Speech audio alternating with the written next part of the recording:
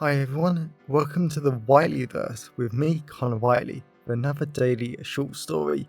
Now, before I start today's story, please remember to like, comment and subscribe to the channel so you don't miss any new content, and the engagement really helps the Whiteleyverse with the YouTube algorithm. Also, if you want to buy this short story and any of my other fiction, then they're available from all major ebook retailers and at your local bookstore and local library if you requested, and you can order paperback copies from Amazon. Now, here's today's short story. I hope you enjoyed just as much as I did writing it. WERID Neighbours. This was the day Michael, his wife, and his dreams of a better life died. You opened the door to the weird neighbors.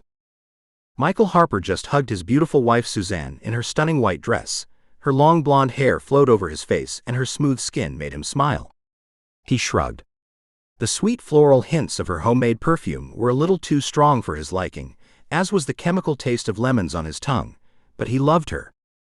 Suzanne broke the hug, went back to cutting potatoes on their white marble countertops, and just muttered to herself about their weird neighbors. Michael lightly waved at his two neighbors as they stood looking out of their large French patio doors. Their neighbor Lisa looked nice enough, if not a little strange, in her deadly black dress, vampire-like fangs shooting out of her mouth and her deadly pale skin. Ronnie didn't look much better with his deadly pale skin, blood-red eyes, and his left hand was constantly shaking. Michael wasn't sure if there was a reason, but it was slightly annoying. Michael didn't understand why the neighbors hadn't taken the black bar stools that he had offered them earlier around their black marble kitchen island. The stools were rather comfortable, warm, and it was a great social space. He had loved sitting round the kitchen island with friends as they talked, had pizza and played board games.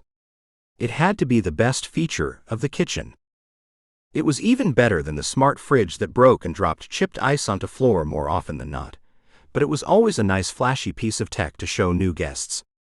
Even though Lisa and Ronnie hardly looked interested in anything except the garden. The happy neighbors kept looking out of the French doors. Michael's even larger garden was covered in the golden light of the setting sun. The red, white, and blue roses blew in the warm summer breeze, and the garden looked great. And he really didn't want to think about mowing the lawn tomorrow. It wasn't that long, but Suzanne always wanted it kept short, as much as they both hated mowing the lawn. It just wasn't their favorite job. Michael watched her beautiful, perfect ass. She was being a little unfair because sure, they lived in Hell's Place. The strange former council estate where people died, went missing, and other weird and twisted things happened every day without a second thought. Yet not everyone was weird. They were perfectly normal. They both worked office jobs, they both owned their own house, and they had never broken the law. He didn't think a couple could be more normal. They were even planning to have kids, get them into good schools, and just go on holiday next year. They wanted to live a happy, normal, perfect life. Little did they realize perfect and normal never went into the same sentence as Hell's Place. "Don't be like that, honey," Michael said, kissing his wife on the neck. "Lisa and Ronnie wanted to tell us about their church and paradise." "Jesus Christ," Suzanne said. "I'm peeling potatoes. I want to have a nice, relaxing evening with my husband, and I want to watch the latest crime drama. I don't have time for this bullshit." Michael went to say something, but both Ronnie and Lisa turned as one, cocked their heads at unnatural angles, and grinned, large, wider than any human ought to be able to do without screaming out in agony. "Honey," Michael said, tapping her on the shoulder. "Please look at the neighbors." Suzanne kept peeling the potatoes, throwing the peel into the gray waste caddy, and smiled to herself. Lisa and Ronnie started taking a few steps closer, fangs shooting out of their mouths and a few drops of blood dripped down their chins. "Honey, please. Look at the neighbors." "I'm scared," Michael said. Suzanne slammed down the peeler, looked at the neighbors, and shrugged. Michael's eyes widened as Lisa and Ronnie looked perfectly normal. They didn't have any fangs, any sign of blood, and their smiles were perfectly normal. Suzanne grabbed the peeler, went back to peeling the potatoes and smiling to herself. Michael frowned. The neighbor's fangs returned, A few more droplets of blood rolled down their chins and their supernaturally large smile reformed. "What do you want?" Michael asked. Lisa and Ronnie stopped as one. Their hands became talons, and Michael really wanted a weapon about now. "We come from paradise. The Holy One takes away your pain, your suffering, and he allows you to find paradise within him," Lisa said. A chill ran down Michael's spine, his chest tightened and cold sweat rolled down his back. If this was anywhere else in the UK, he wouldn't have doubted this was all purely innocent and made up, but this was hell's place. He didn't doubt for a second find paradise within him meant something very, very different. "You opened the door to them," Suzanne said, grabbing the last potato. "Sort them out." "Why would we want your paradise?" Michael asked. Ronnie's shaky hand shook even faster. It slapped against his leg and his blood-red eyes became more fearful. "Because you must," he said. "If you do not join the Holy One in paradise, then you will continue to be in pain, to suffer and exist in this evil world. He can save you, love you and treasure you forever." Michael went a little closer to Suzanne. The chemical hints of her floral perfume was oddly comforting against the weirdness of his neighbors. Lisa's hands became talons, blood leaked from the tips and her eyes stretched out. Michael gasped.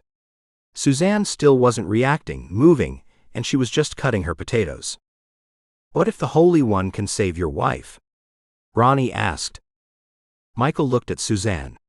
She was just as beautiful, kind and great as always. She put the peeler down, looked at their weird neighbors and cocked her head. "Did they always have fangs?" she asked. It took him a few moments to realize what Ronnie was actually talking about. Suzanne had lung cancer for the past few months. It was terminal, she was in denial, and he had stopped talking about it because it made her happy.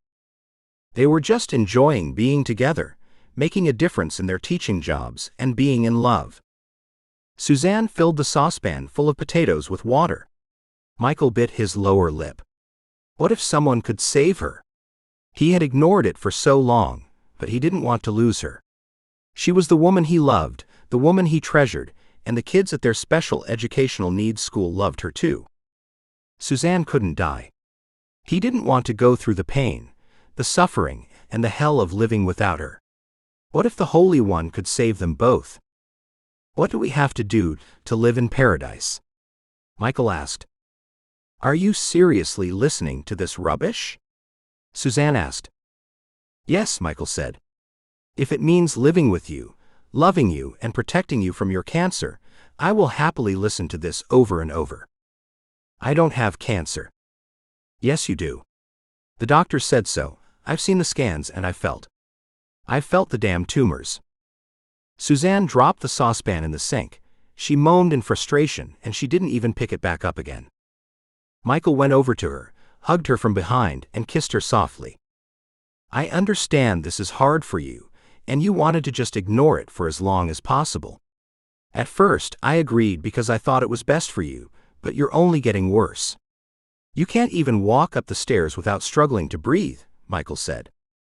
Lisa and Ronnie took a few steps closer. Michael gave them a warning look, and their blood-red eyes shone back at them. Lisa's eyes were now blood-red too. That wasn't good. "I don't want to live in paradise," Suzanne said. "I want to die with you in my arms, our mouths together, and feeling your warmth against me." Michael stroked her soft cheeks. His chest felt fuzzy, his stomach filled with butterflies, and he felt the lightest he had in years. This was why he loved Suzanne. She was always so kind, loving, and amazing. He never wanted to be apart from her. They didn't need paradise, eternal life, or to live inside a Holy One forever. They just needed each other. Whether they had each other in life or death, it didn't matter. Just that they were together. Michael glared at Lisa and Ronnie. Tens upon tens of razor-sharp fangs grew out of their mouth. Their fingers and toes were long, deadly talons, and even worse, their eyes dripped blood. Michael grabbed the potato peeler. He placed himself firmly between Suzanne and the two weird neighbors, and he spat at them.